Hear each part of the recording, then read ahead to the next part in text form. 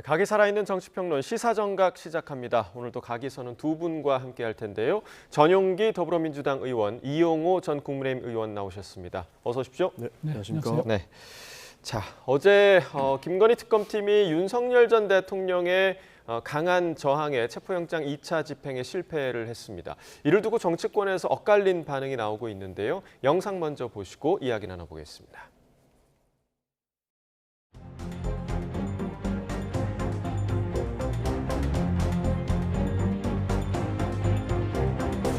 양쪽에서 팔을 끼고 다리를 붙잡고 그대로 들어서 차량으로 탑승시키려고 했습니다. 팔이 빠질 것 같다고 좀 제발 좀 놔달라고 부탁을 해서 겨우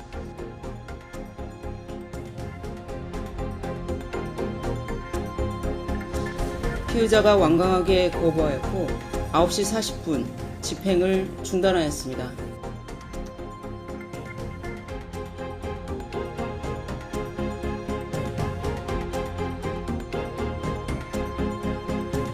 법꾸라지들의 아주 극단적인 상황을 보는 것 같아서 되게 좀 쇼잖아요. 연기 같은데 똑똑한 국민들이 그거 보고 바뀔까요?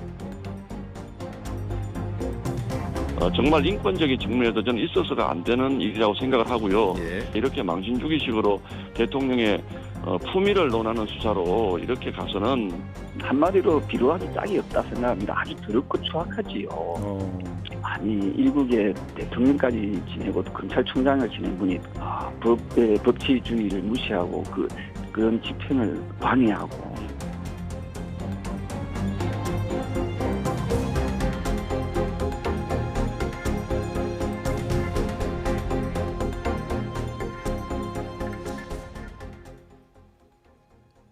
일단 어제 윤 전 대통령 측에서는 어제 그 집행 상황을 상당히 좀 상세하게 언론 앞에서 좀 설명을 하는 게 있었는데 이를 두고 불법 집행이다, 또 적법 집행이다, 불법 적법 논란이 있습니다. 이 두 의견에 대해서 좀 어떻게 보십니까? 불법 논란이 있을 수도 없죠. 사실 불법이었으면 좋겠다라고 하는 희망사항 정도 같은데요.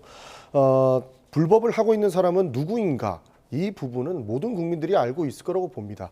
특검이 적법한 절차에 의해서 실제로 윤석열 전 대통령을 조사하기 위한 노력을 하고 있는 것인데 불법적으로 나오고 있지 않는 모습을 보이고 있는 것은 윤석열 대통령이 전 대통령이다라고 하는 부분들을 많은 국민들께서 이미 공감하고 있다고 저는 보고 있고요.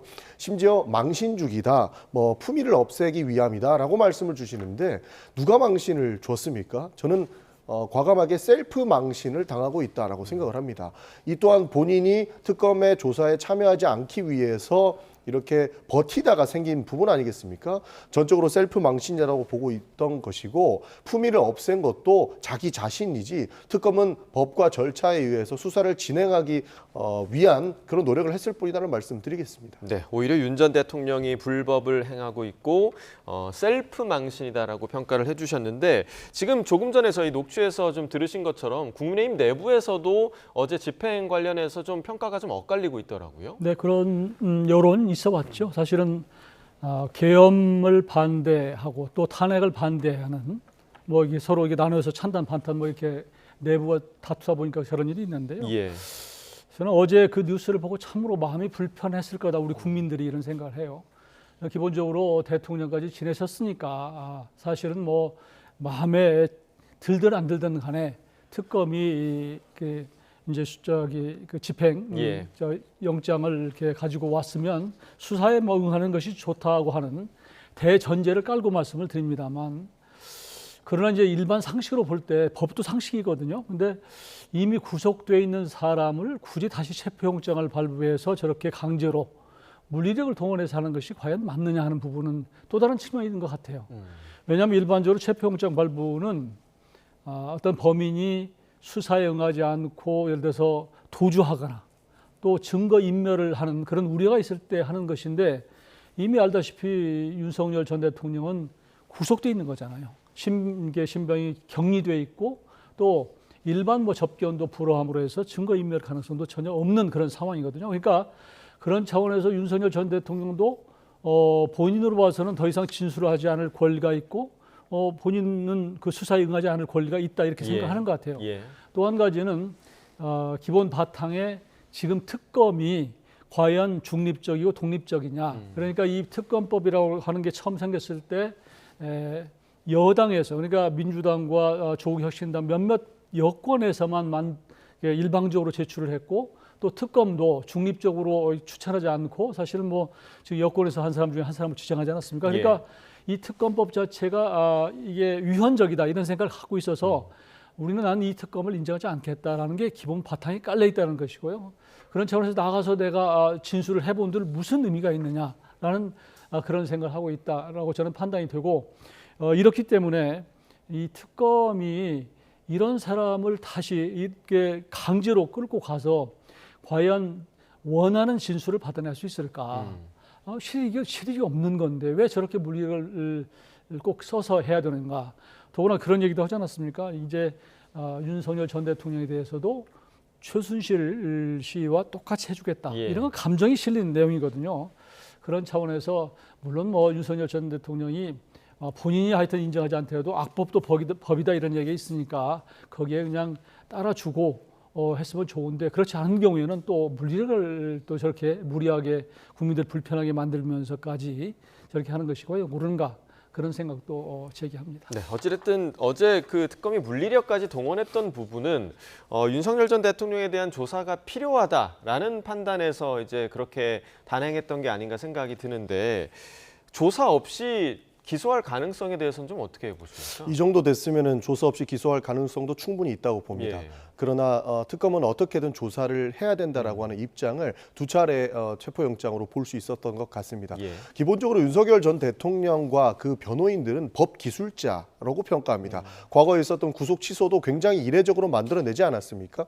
그런 측면에서 특검 입장에서 아무런 조치도 취하지 않고 조사 없이 기소했을 때에는 또다시 조사 한 번을 하지 않고 기소했다라고 하면서 새로운 논란을 제시할 가능성이 굉장히 높다라는 겁니다. 그렇기 때문에 특검 입장에서는 어떻게든 조사한 후에 아무리 진술 거부권을 행사한다 하더라도 그 조사를 통해서 기소하는 것이 법원에 가서도 본인들의 명분을 만들기에는 충분하다고 판단했을 가능성이 저는 높다고 평가하는 겁니다.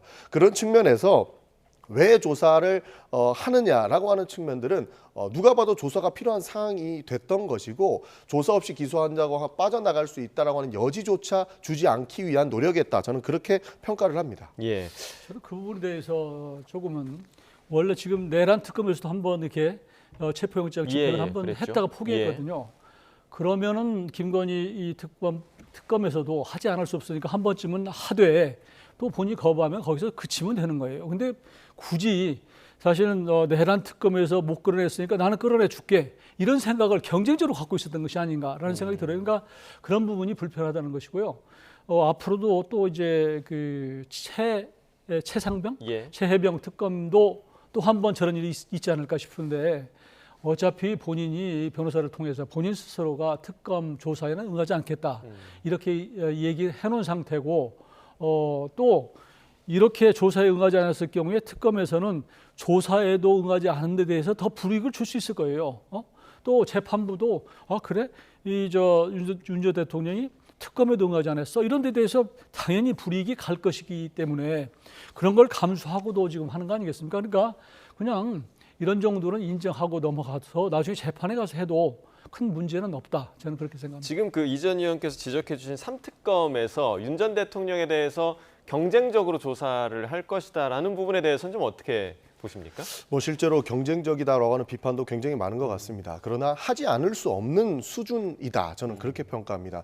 내란 특검은 이미 많은 내용들이 국민들 앞에 검증이 됐다고 보는 겁니다. 왜냐하면 불법 계엄 사태를 생중계로 우리 국민들이 전부 지켜보지 않았습니까? 실제로 국회에 계엄군이 쳐들어가서 유리창을 깨는 모습까지, 그리고 국회로 진입하는 모습까지 모두 확인이 됐기 때문에 한 차례의 조사를 시도했지만 무산되어도 충분한 근거와 이런 내용들이 이미 헌법재판소에서 재판받았던 내용들과 함께 더불어서 나와 있기 때문에 더 이상 하지 않아도 된다는 판단이 있었던 것 같지만, 김건희 특검은 좀 다르다는 거죠.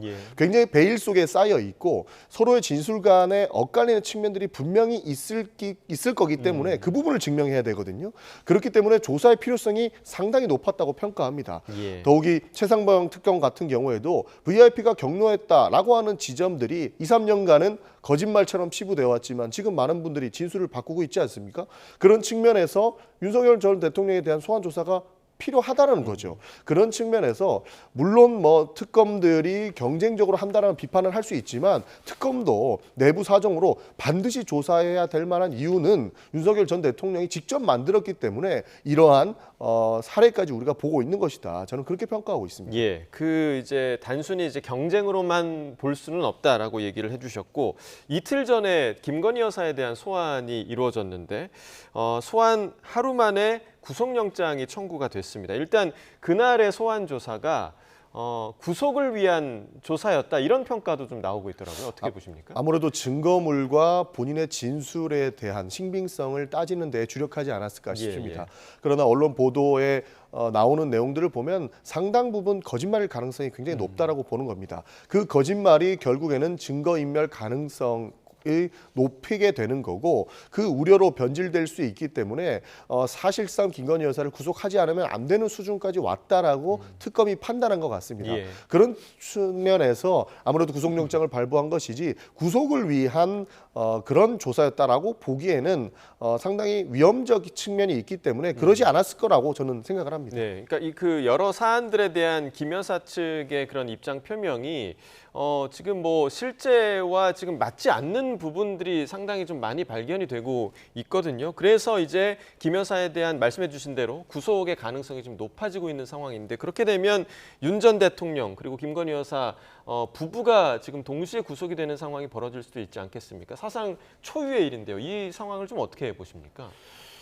저는 참 안타까운 일이죠. 저희가 보기에는 한때는 대통령 부부로서 대한민국을 대표하는 그리고 국민의 절반 가까이가 지지해서 대통령 역할을 했던 분인데 이런 처지로 전락한 것이 매우 불편하고 안타까운 일이라고 생각을 합니다. 그런데 검찰 특검이 보여주는 여러 가지 모습들은 그다지 솔직히 말씀드리면 소망스럽지 않습니다. 왜냐하면 지금 민주당에서 늘 검찰을 개혁해야 된다고 할 때의 얘기, 그러니까 검찰이 무소불위로 칼을 휘두르고 또 압박 수사를 하고 뭐 이런 여러 가지도 있지 않습니까? 그런 행태를 지금 특검이 국민들 앞에서 보여주는 거예요. 왜 특검이 그동안 민주당에서 검찰이 보이면 안 되는가 하는 그 여러 가지 행태를 보여주는 것이 매우 불편하다 저는 이렇게 말씀을 드리고 지금 김건희 특검에서 여러 가지 16가지 혐의입니까? 의혹 가지고 지금 수사를 하고 있는데 검찰이 특검이 처음부터 윤 전 대통령이든 김건희 여사든 두 사람의 진술을 갖고 이 사람들의 실체적 진실을 밝힐 수 있다고 생각하면 오산이에요. 어차피 피의자는 또 늘 방어권을 행사하고 부인할 가능성이 높기 때문에 어차피 지금 윤 전 대통령이든 또 김건희 여사든 특검이 압박을 해서 진술을 받아낼 가능성은 전혀 없다 이렇게 보는 것이고요. 결국은 이 실체적 진실을 밝힐 몫은 특검이 하는 겁니다. 특검이 하는 것인데 그래서 이번에 지금 김건희 여사 같은 경우는 수사에 협조를 했죠. 해서 이제 적극적으로 본인이 진술을 하고 했는데 특검이 보기에는 이게 뭐 와서 전부 사실이 아니라고 그러고 반대하니 더 이상 이제 또 계속 소환해서 조사해도 큰 의미가 없겠다. 그래서 결국 국민 여론도 있지 않습니까? 결국은 뭐 특검이든 뭐 재판부든 요즘 보면 국민의 여론을 의식하지 않을 수 없기 때문에 김건희 이 특검에서는 구속시키는 것이 뭔가 성과를 보여주는 것이다 이렇게 판단했던 것 같아요.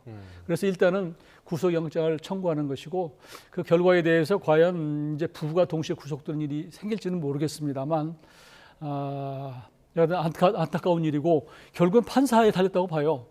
판사가 이 부부가 동시에 구속되는 것이 가혹한지 여부 또 그동안에 사실 전례가 없는 일이기 때문에 또 전직 대통령이기 때문에 이런 부분을 감안할 것인지 이분이 과연 도주의 우려는 없어 보이고 이미 증거가 특검이 얘기한 대로 충분히 확보하고 있다면 증거인멸도 가능성이 없거든요. 그러면 굳이 꼭 구속시켜야 되는가? 이 중간에서 판사의 양심과 소신에 따라서 할 수 있는 것인지도 저는 지켜볼 필요가 있고요. 이 과정에서 지금 뭐 민주당에서는 김건희 뭐 사실 구속하라 이런 얘기를 의원들이 여러 번 얘기를 했기 때문에 얼마나 이 판사도 사람인데 이런 압박 이런 걸 견뎌내고 본인의 소신과 양심에 따라서 판결을 할 수 있을 것인지 좀 지켜볼 대목이라고 생각합니다. 그러니까 민주당의 검찰 개혁과 관련된 내용들을 똑같이 적용해서 봐야 된다라고 말씀 주시니까 한 말씀만 드리면 국민의힘도 늘 윤석열 정부에서 검찰이 그 칼날을 휘둘렀을 때 법대로 하라고 했습니다.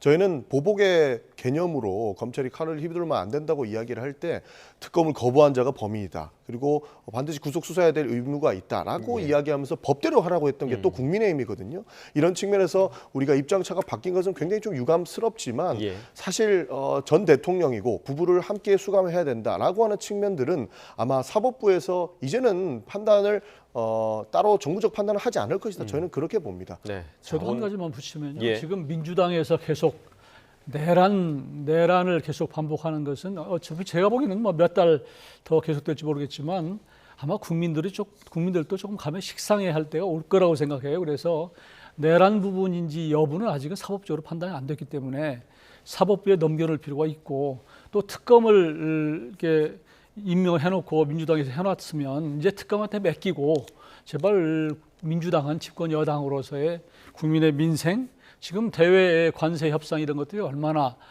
현안들이 많습니까? 이런 쪽에 좀 집중하는 것이 국민들이 보기에 좋을 것 같다 이렇게 말씀드립니다. 알겠습니다. 자, 김건희 여사에 대해서는 12일에 법원에 구속 심사가 있다고 하니까 그 결과를 좀 지켜봐야 될 것 같고요.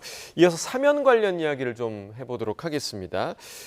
지금 광복절 특별 사면 명단에 조국 전 대표 그리고 정경심 전 동양대 교수, 최강욱 전 의원, 조희연 전 교육감 등이 지금 포함된 것으로 보이는데 이와 관련한 여야 반응을 좀 듣고 이야기 나눠보겠습니다. 이건 사실은 내란 세력이 처음부터 기획해서 과도하게 몰고 간 측면이 있거든요. 특히 윤석열 권력, 정치 권력의 만행에 대해서 자신들의 정당성을 확보하기 위해서 과도하게 일일이 제가 세밀하게 어떤 죄가 유죄고 무죄고 이런 걸 떠나서 정치적으로 기획된 의도가 강했기 때문에 이거는 저는 정치적으로 좀 풀어야 될 필요가 있다고 보고 그 정치적 수단 중에 하나가 사면일 수 있다 이렇게 보는 거죠. 조국 전 대표의 사면은 광복절 특사가 아닙니다. 빚쟁이들의 청구서를 처리하는 대선 청구사 특사일 뿐입니다. 대법원에서 입시 비리와 감찰 무마 등의 혐의로 실형이 확정된 인물을 사면하겠다는 것이 과연 공정한 일입니까?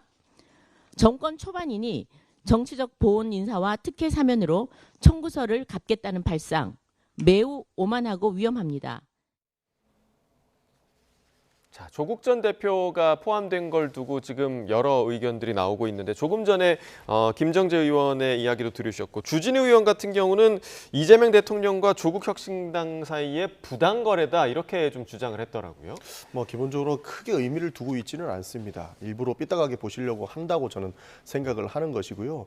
지금 광복절 특사에 대한 내용들은 결국에 대통령의 의중이 마지막까지 남아있기 때문에 논란은 많이 남아있지만 저는 기본적으로 윤석열 검찰에 의한 사냥을 당했던 사람들이라는 공통점이 있는 것 같습니다. 기본적으로 조국 전 대표와 정경심 씨 같은 경우에는 기본적으로 윤석열 전 대통령에 대한 그러니까 그때 검찰총장에 대한 반기를 들었다가 집안 전체가 도륙당하고 멸문지화를 당했다는 평가를 받고 있지 않습니까?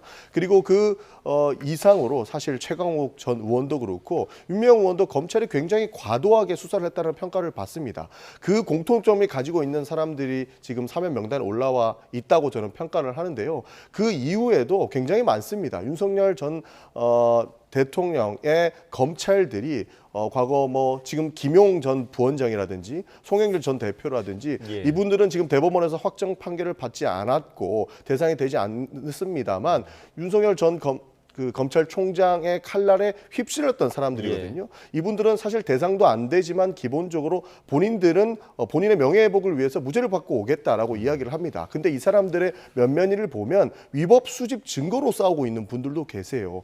그만큼 지금 사면 명단에 정치인들이 포함됐던 것들은 기본적으로 윤석열 전 대통령에 대한 검찰이 사냥했던 사람들이랑 공통점을 가지고 예. 있는 것이기 때문에 저는 그에 대해서 국민의힘이 굳이 비판할 필요는 없다는 말씀을 드리고 하나만 덧붙이면 국민의힘은 지금 이 사면에 대해서 이야기할 자격이 없다라고 평가합니다. 앞에서는 정치인 사면하면 안 된다라고 크게 외쳐놓고 송원석 원내대표는 뒤에서는 뒷거래하고 있지 않았습니까? 정치인 사면은 대통령의 고유 권한이기 때문에 대통령에게 넘겨놓고 본인들은 그 자격이 없음을 인지하고 지금은 빠져야 된다는 말씀 드리고 싶습니다. 그 지금 언급해주신 송원석 비대위원장의 그 문자 하나가 오히려 지금 빌미를 제공했다라는 그런 평가도 많이 나오고 있거든요. 저도 거기에 동의합니다. 그 부분에 대해서는 뭐 제가 입이 10개라도 뭐 변명할 생각이 없고요.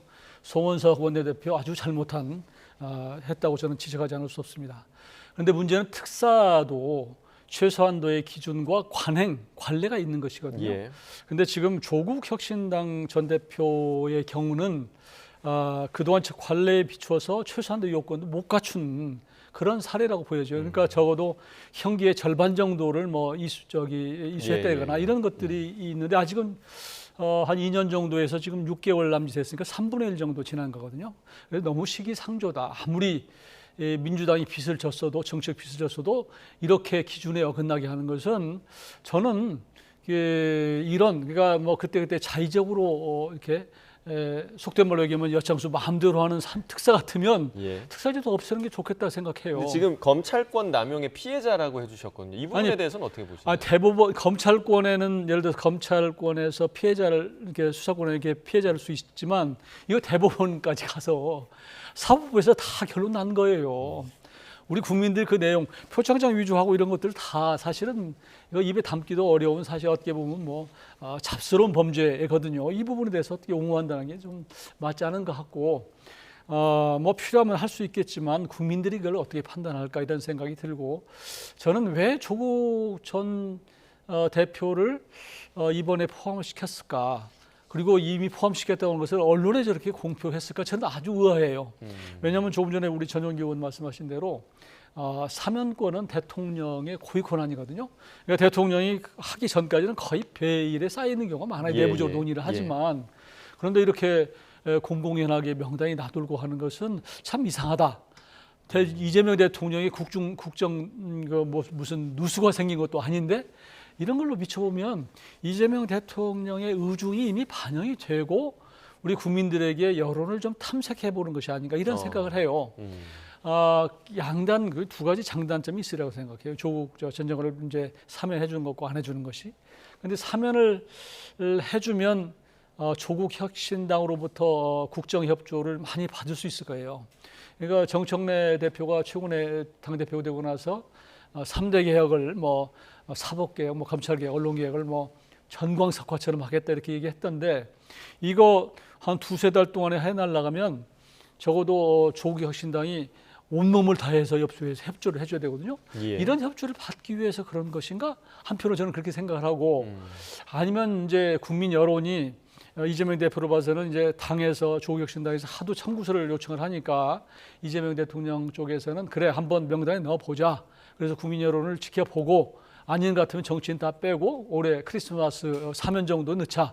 이렇게 해서 본인은 조금 한 뒤로 명분은 갖고 뒤로 빠지는 이런 전략적인 구상과 여러 가지 생각을 해보는데요. 8월 15일 날 보면 결과 나오겠죠. 일단 기본적으로 청구서라고 하는 부분에 동의하기 어려운 게 박근혜 전 대통령의 사면을 결국에 윤석열 정부에서 하지 않았습니까? 그 박근혜 대통령을 기본적으로 구속시킨 게 윤석열 검찰이 포함되어 있던 특검이었습니다. 그러면 그 특검이 감옥에 가두고 다시 풀어준 것도 청구서라고 하겠습니까? 그런 측면에서 쳐다볼 부분은 아닌 것이고 분명히 윤석열 정부에서 검찰권 남용이 충분히 있었다고 평가하는 부분이기 때문에 해당 부분들은 논의가 될 필요는 있다라고 보는 겁니다. 그러니까 국민들이 볼 때 박근혜 전 대통령이 사례를 들었지만 적어도 형기의 일정 부분이거나 국민 통합적으로 큰 의미가 있거나 이런 것들은 뭐 할 수 있다고 봐요. 어차피 뭐 이제 대통령이 하는 것이니까. 그러나 그동안의 전례에 비춰서 좀 미약하다는 생각을 하는 것이고요. 저는 이 차제에 한 가지 말씀드리고 싶은 것은 그 최순실 씨입니까? 여기는 이번에 좀 포함이 됐으면 좋겠어요. 왜냐하면 저는 뭐 그분을 좋아하지는 않지만 박근혜 전 대통령 같은 경우는 이미 주범인데 예. 탄핵됐다가 나와서 있는데 아직도 사면복권이 안 됐다고 하는 것은 조금 형평성에 어긋나기 때문에 법은 모든 사람 앞에 평등하다는 것에 어긋나고 대통령도 통합을 위해서는 과감하게 이런 것들은 좀 이번에 포함시키는 게 어떨까 생각합니다. 최순실 씨 의견에 대해서는 어떻게 보시나요? 저는 동의하기 어려운 부분이 여러 건 있거든요. 사실 제가 뭐라고 말씀드리기보다는 고유 권한이기 때문에 네. 오히려 국민의힘에서 그 부분을 공식적으로 주장하신다면 또 송원석 원내대표처럼 제안을 해보시는 것도 추천을 드립니다. 알겠습니다. 일단은 대통령의 이제 최종 결단을 저희가 지켜봐야 할 사안인 것 같고요. 짧게 한미 정상회담 관련 좀 이야기를 해보겠습니다. 그러니까 오는 25일에 열릴 것이다 이렇게 지금 관측이 되고 있는 상황인데 지금 좀 대통령실 분위기가 좀 어떻게 좀 감지되고 있습니까? 그래도 여러 가지 협상에서 굉장히 좀 긍정적인 부분을 나왔고 일본처럼 논란이 있던 부분도 우리는 자유롭지 않습니까? 그런 측면에서 굉장히 좀 고무적이라고 보고는 있는데요. 사실 미국 쪽에서는 지속적으로 돈 더 많이 달라고 하는 입장인 것 같습니다. 그러나 이것을 어떻게 방어하느냐가 핵심 쟁점일 것 같은데 아무래도 트럼프 대통령도 우리를 협상의 파트너로 인정하고 있기 때문에 관세 협상도 잘 끝났다고 보는 측면이 있습니다. 그렇기 때문에 큰 무리 없이 그리고 서로가 이익인 부분들을 공통적인 부분들을 잘 찾아서 협상을 잘 마무리하고 우리 그 정상회담도 잘 마무리하실 거라고 저는 믿고 있습니다. 예. 그러니까 앞서 이제 일본 얘기를 해주셨지만 일본이 지금 뭐 뒤통수를 맞았다 좀 이런 얘기가 나오고 있잖아요. 그러니까 우리도 좀 우려되는 부분이 없을까요? 어떻게 보십니까? 우리도 걱정이 많이 되죠. 트럼프라고 하는 분이 그렇게 일관된 분이 아니기 때문에 럭비공처럼 어디로 튈지 모르는 분이어서 사실은 걱정이 됩니다. 그리고 이걸 우리가 1차 큰 총론에서 합의한 것을 문서로 확정해 놓은 것도 아니고 그래서 구두 발표 이후에 한미의 양쪽에서 나오는 발언들이 점점 차이가 나는 이런 것들이 있어서 저는 한미 정상회담에서 미국에서 많은 것을 또 청구할 가능성이 있다 이렇게 보고 철저히 대비해야 된다고 생각을 합니다. 우리가 1차에 15% 관세와 또 쌀과 쇠고기 이거 방어하느라고 사실은 우리 국가 경제 규모에 비해서 많이 내줬거든요. 근데 많이 내줬는데 또 요구를 할 가능성이 있다 이렇게 보는 것이거든요. 그래서 지금 지난번에 산자부 장관도 그런 얘기를 얼뜻 했던 것 같은데 또 추가 투자를 요구한다 이런 얘기가 나오고 있고 해서 우리가 1차 협상에 대해서 자화자찬하면 안 됩니다. 사실은 이럴 때일수록 지난 1차도 굉장히 우리가 문제가 있었다고 자꾸 문제를 제기해야지 마치 만족스러운 것처럼 얘기를 하면 미국에서 봐서는 그게 그 정도 했는데 만족스러워? 더 요구해야지 이럴 가능성이 있기 때문에 2차에서는 특히 이제 정무적인 정치적인 또 국방 차원에서의 여러 가지 문제들이 제기될 가능성이 있어서 이런 부분에 대해서도 전략적으로 철저히 할 필요가 있고요. 저는 정상회담 25일 날 추진하는 것처럼 서로 얘기하는데 정상회담이 모든 것의 끝이고 우리가 받아낼 것이 아니라고 보는 것이기 때문에 정상회담의 날짜나 이런 것에 대해서도 경우에 따라서는 좀 신축적으로 할 필요가 있다. 저는 당당하게 할 필요가 있다 이렇게 생각합니다. 저는 크게 걱정하시는 것은 충분히 이해하고요. 국민의힘에서 많이 도와주셨으면 좋겠다는 말씀 드리고 싶습니다. 과거 이재명 대통령이 트럼프 대통령에 대한 평가를 인터뷰로 남겨놓은 게 있는데 트럼프 대통령이 굉장히 큰일을 하시지만 기본적으로 사업가 마인드가 있어서 강하게 압박하더라도 미국에 혹시나 불이익이 되는 부분들이 있다면 그 부분들을 제대로 결정하기 위한 노력들을 하는 경우가 있기 때문에 아마 우리나라에서도 그것들을 잘 간파하고 있고 평가하고 있기 때문에 이번 정상회담에서도 그런 측면들을 잘 이용해서 유익한 그런 정상회담 만들 것이라고 믿고 있으니까 많이 도와주셨으면 좋겠습니다. 자, 예상치 못한 부분이 있을 가능성까지는 이제 열어놓고 철저하게 좀 준비를 해야 할 필요가 있을 것 같고요. 다시 정치권 얘기를 해보자면 지금 민주당을 탈당한 이춘석 의원 주식 차명거래 의혹 파장이 계속해서 좀 이어지고 있는 상황인데 국민의힘에서는 특검법을 당론으로 발의한 상황입니다. 이를 둔 여야의 반응을 보시고 이야기 나눠보겠습니다.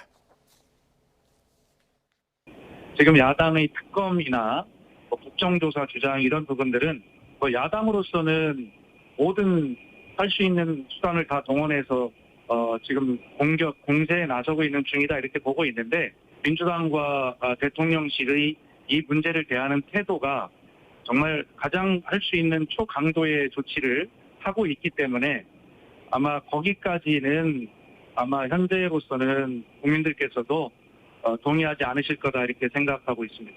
더불어민주당이 이춘석 의원에 대한 꼬리 자르기에 착수했습니다.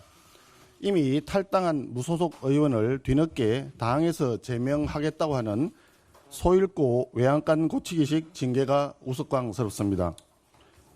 지금 중요한 것은 이춘석 의원의 당적이 아닙니다.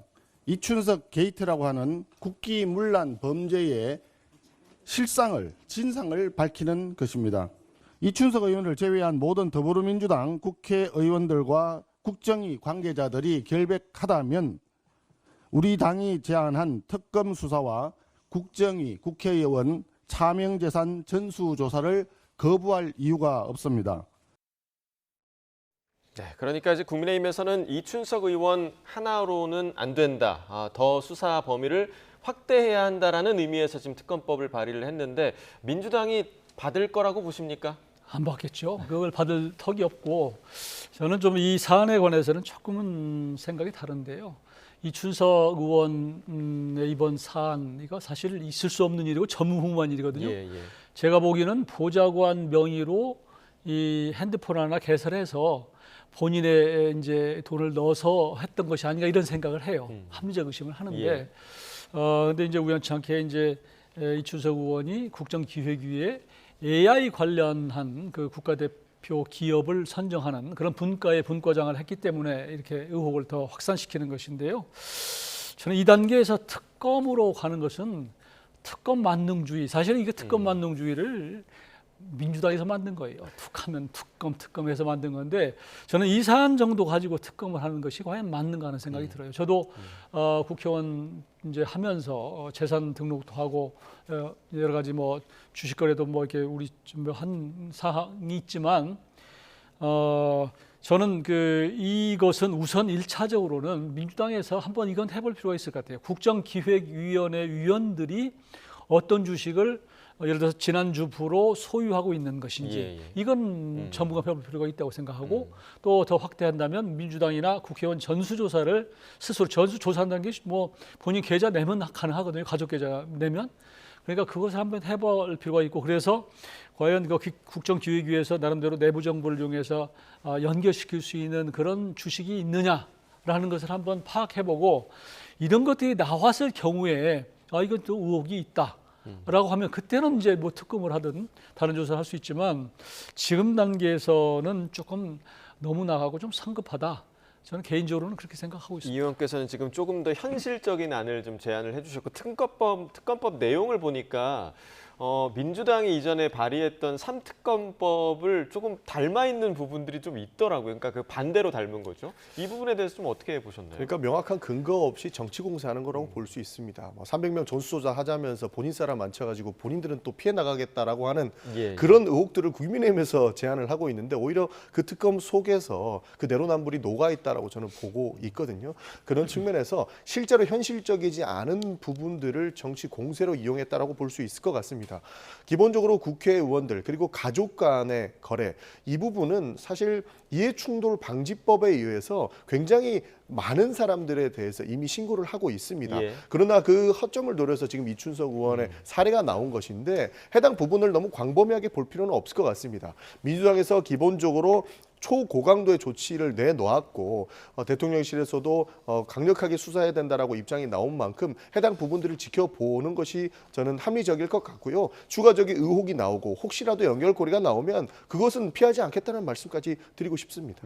한 가지 좀 첨언을 하자면 이제 민주당 쪽에서 이 관련해서 이제 경찰의 대대적인 수사 이걸 지금 뭐 하도록 하지 않았습니까? 하고 있고 이렇기 때문에 이 특검이 매일 브리핑하듯이 이 좀 그 수사 상황을 민주당에서 적극적으로 압박을 해서 좀 할 수 있도록 하면 국민적 의혹이 좀 더 줄어들 수 있지 않을까 의혹이라고 하여튼 그 사안에 대해서 실체적 진실이 좀 밝혀지지 않을까 이런 생각을 하고요. 그런 차원에서 좀 더 적극적으로 민주당에서 임하는 모습을 보일 필요는 있다고 생각합니다. 네, 알겠습니다. 저희가 이제 시간이 많이 남지 않아서 마지막으로 좀 국민의힘 이야기로 마무리를 해보도록 하겠습니다. 그러니까 전당대회 전에 지금 본 경선에 이제 참여할 4명의 후보가 결정이 됐는데 지금 일단은 뭐 탄핵 찬성파, 탄핵 반대파, 찬탄 반탄 구도가 다시 형성된 모습을 보이고 있거든요. 지금 이 구도 좀 바람직하다고 보십니까? 어떻게 보세요?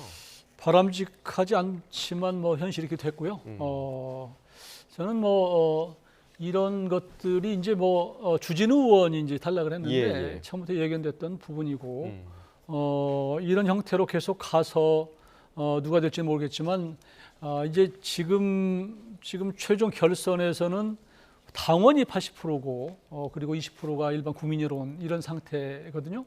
그런데 이게 공교롭게도 민주당에서 아주 강경한 입장을 갖고 있는 정청래 의원이 당대표가 된 것이 우리 당의 전당대회에도 상당히 영향을 미친다 저는 그렇게 봅니다. 더구나 정청래 대표가 되고 나서 뭐 인간과 악수를 하지 그렇지 않는 사람과 악수하지 않는다 이런 발언을 한 것이나 일반적으로 그동안에 해왔던 기본적인 당대표 당을 순회 방문하는 것들을 안 했잖아요. 이런 것들이 국민의힘 내부의 당원들의 어떤 감정을 굉장히 자극하리라고 보고 이것들이 오히려 지금 나와 있는 찬탄 반탄의 그 후보들에게 어떤 영향을 미칠 것인가.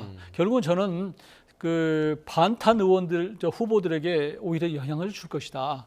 그래서 앞으로 정청래 대표와 또 새로 뽑히는 우리 국민의힘의 당대표 간에 대화는 매우 어려운 지경으로 갈 수밖에 없는 구도가 지금 형성되는 거 아닌가 싶어서 저는 매우 안타깝게 생각을 합니다. 지금 김문수 후보 같은 경우는 지금 뭐 계엄 관련 얘기를 하면서 누가 뭐 죽었거나 다치지 않지 않았냐 뭐 이런 얘기도 한 것으로 전해지고 있고 또 윤석열 전 대통령과 관련해서도 입당을 하게 된다면 받아줘야 된다. 그러니까 다시 지금 국민의힘 전당대회 윤 전 대통령이 소환되는 그런 모양새거든요. 어떻게 좀 보고 계십니까? 기본적으로 김문수 후보 같은 경우에는 큰일 날 소리를 하고 있다. 그리고 그 정도 인식 가지고 있으면 지도자로서는 탈락이다라는 말씀을 안 드릴 수가 없습니다.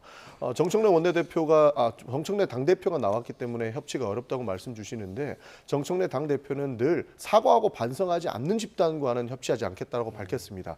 그 말은 즉슨 사과하고 반성하는 지도부가 들어와서 확실히 윤 전 대통령이 잘못했다는 걸 인정하고 국민적인 사과가 동반된다면 충분히 협치할 수 있다는 말로 되풀이될 수 있거든요. 그런 부분에서 사실상 저런 생각을 가지고 있는 사람들이 또다시 당권을 잡는다면 협치는 할래야 할 수 없는 상황이 초래된다라는 말씀 드리고 싶습니다.